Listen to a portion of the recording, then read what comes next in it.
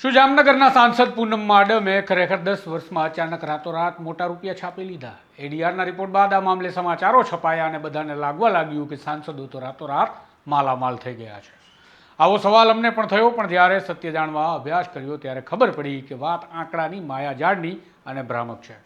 કારણ કે અમે જ્યારે અભ્યાસ કર્યો ત્યારે અમને જે આંકડા મળ્યા તે કંઈક જુદું જ ચિત્ર ઉપસાવે છે. વિગતે વાત કરીએ, રાતોરાત સાંસદ પૂનમ માડમ રૂપિયાવાળા થઈ ગયા તેવી ભ્રામક વાતોની પાછળ ખરેખર સત્ય શું છે તેના વિશે. નમસ્કાર, હું છું તુષાર બસિયા. આપ જોઈ રહ્યા છો સ્વમાન.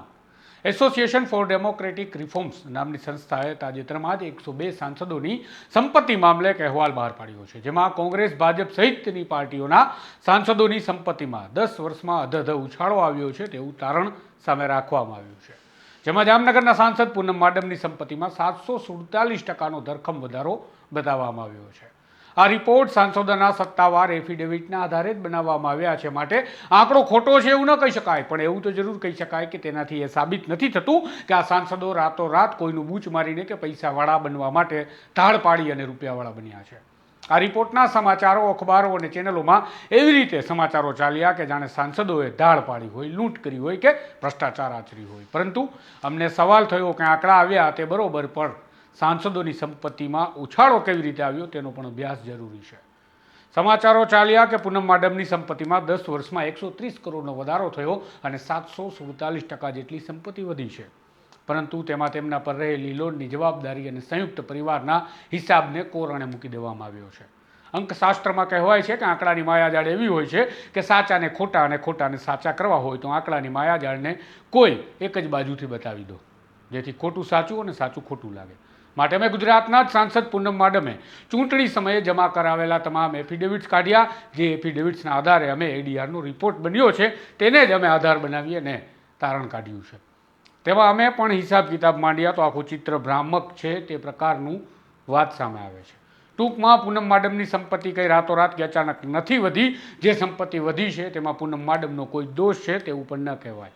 હું પુરાવા સાથે દેશી ભાષામાં જો તમને સમજાવું તો પૂનમ માડમની સંપત્તિમાં વધારો કેવી રીતે થયો તો આ રીતે થયો. સૌપ્રથમ તો એ યાદ રાખો કે પૂનમ માડમે ખુદ જાહેર કરેલા એફિડેવિટના આધારે આ રિપોર્ટ તૈયાર કરવામાં આવ્યો છે. તો અમે પણ એ જ એફિડેવિટનું આધાર લઈ અને આ સમાચાર બનાવ્યા છે, જેમાં વર્ષ 2019માં પૂનમ માડમ પાસે જે સંપત્તિ હતી એ જ સંપત્તિ 2024માં પણ બતાવાય છે. ઉદાહરણ તરીકે ખેતીલાયક જમીન તો વર્ષ 2019માં ખંભાળિયાના દાંતાના સર્વે નંબર 400, 921, 389, 396 અને 387ની કુલ 19.49 એકર જમીન, જેની બજાર કિંમત ત્યારે હતી 1,45,60,000, જે વધીને 2024માં 1,71,00,000ને આંબી ગઈ. એવી જ રીતે વર્ષ 2019માં કલ્યાણપુરની જમીન હતી, જે જમીનની બજાર કિંમત ત્યારે 3,83,000 હતી, જે 2024 આવતા તેની કિંમત વધી અને 40 લાખ સુધી પહોંચી. વર્ષ 2020માં 10.68 એકર જમીન તેમણે ખરીદી, જે લાખોની કિંમતની હતી, પણ 2024માં તેની કિંમત 71 લાખ થઈ ગઈ. અને બીજી એક જ પ્રકારે 1.80 એકર જે જમીન છે તે પણ વર્ષ 2021માં રૂપિયા 7,87,000 આસપાસ તેમણે ખરીદી, જેની કિંમત 2024માં 1 કરોડને આંબી ગઈ. આવું જ બિનખેતી જમીનમાં પણ થયું 2004થી. જે જમીન ગુડગાંવ જેવા હાલના ખ્યાતનામ વિસ્તારમાં હતી, તેની કિંમત 2024માં ખૂબ જ અત્યારની સાપેક્ષમાં નીચી હતી. ખરેખર તો એ જમીન હવે 1 કરોડ રૂપિયાની છે, કારણ કે જ્યારે ખરીદી ત્યારે માત્ર 22,27,000ની હતી, હવે તે 3.25 કરોડને આંબો આવી છે.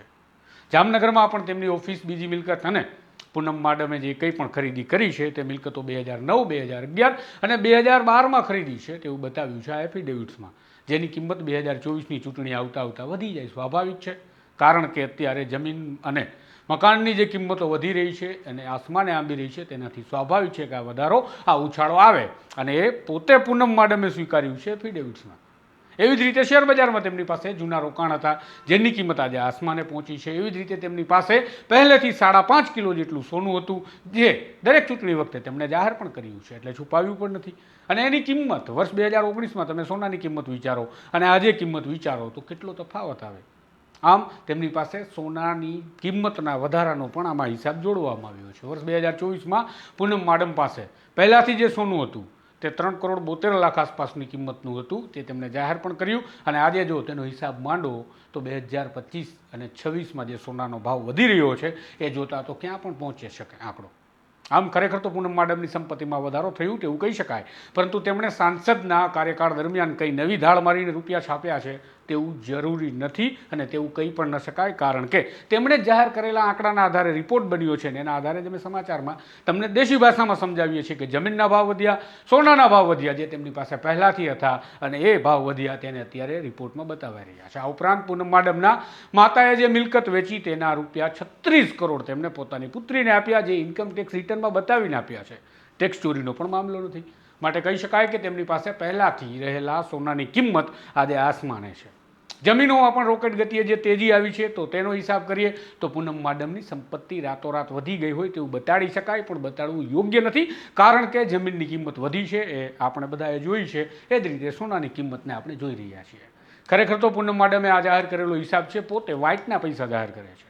આપણી અપેક્ષા એવી હોય છે કે નેતાઓની સંપત્તિ વધવી ન જોઈએ, પરંતુ આપણે નેતાઓની સંપત્તિ ત્યારે જોઈ શકીએ છીએ જ્યારે નેતા ચોપડા પર એટલે કે વ્હાઇટની પ્રોપર્ટી બતાવે છે. જો નહીં બતાવે તો આપણને ખબર પણ નહીં પડે, માટે આપણે તો પ્રોત્સાહિત કરવા જોઈએ નેતાઓને કે જે નેતાઓ પોતાની સંપત્તિનો વધારો કે ઘટાડો સ્વેચ્છાએ જાહેર મિલકતમાં બતાવે છે.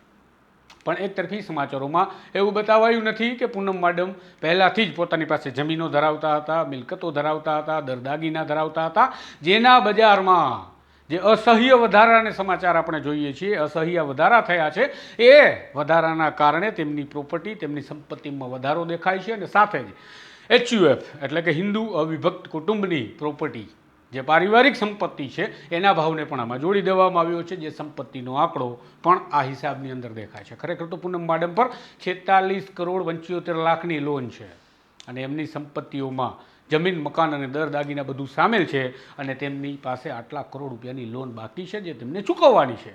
તો તેના ભાવ જેમ સંપત્તિના વધ્યા એમ લોનના પણ તેમને ચૂકવણા કરવા પડશે. માટે પૂનમ માડમની સંપત્તિની શીટ એક રીતે તો તમને પોઝિટિવ દેખાડવામાં આવે છે, બીજી રીતે કહી શકાય કે પૂનમ માડમ 10 વર્ષના સાંસદ કાળના સભ્યમાં જ્યારે રહ્યા છે ત્યારે તેઓ પૈસાવાળા થયા છે, પણ એવું નથી. ખરેખર તેમની પાસે જે સંપત્તિ હતી તેની કિંમતમાં વધારાની વાત છે અને લોનની વાત તો હજી આપણે કરતા જ નથી. તો જે પૈસા તેઓ કમાયા છે એમાંથી લોન પણ ચૂકવવી તો પડશે. જો આપણા બાપ દાદાની કે આપણી વર્ષો પહેલાંની લીધેલી સસ્તી જમીન આજે કરોડની થઈ જાય તો એમાં આપણો વાંક શું છે? આપણે ટુકડે ટુકડે સોનું ખરીદ્યું હોય, આપણા બાપ દાદાએ ખરીદ્યું હોય, જે વારસામાં મળ્યું હોય અને એ આપણા પરિવારનું સોનું છે અને એની કિંમત જ્યારે ખરીદી હોય ત્યારે નજીવી હોય, પણ અત્યારે 1.25 કે 1.5 લાખ સુધી સોનું પહોંચે છે, તો એમાં આપણો વાંક શું? એમાં ક્યાં રાતોરાત કરોડપતિ થયાનું કહી શકાય? વળી ગામને ચૂકવવાની લોન એ એસેટ નથી, લાયબિલિટી છે, એટલે કે બોજો ઉતાર્યા પછી સંપત્તિનો ચોખ્ખો જે હિસાબ વધે છે તેને આપણે ચોખ્ખો નફો કહેવાય. માટે પૂનમ માડમ પાસે ચોખ્ખો નફો સેંકડો કરોડમાં ગયો નથી, સેંકડો ટકા તેઓ ચોખ્ખા નફા સાથે આ 10 વર્ષના સાંસદ કાળની અંદર પૈસાવાળા થયા છે તેવું ન કહી શકાય. આ વાસ્તવિકતા છે. તમને શું લાગે છે કમેન્ટમાં જરૂરથી જણાવજો. વાસ્તવિકતા રજૂ કરવી એ તમારા સ્વમાનનું કામ છે અને સ્વમાન તે કરી રહ્યું છે. જો તમને આ બધું પસંદ આવતું હોય તો ચેનલને લાઇક, શેર અને સબસ્ક્રાઇબ કરવાનું ભૂલતા નહીં. નમસ્કાર.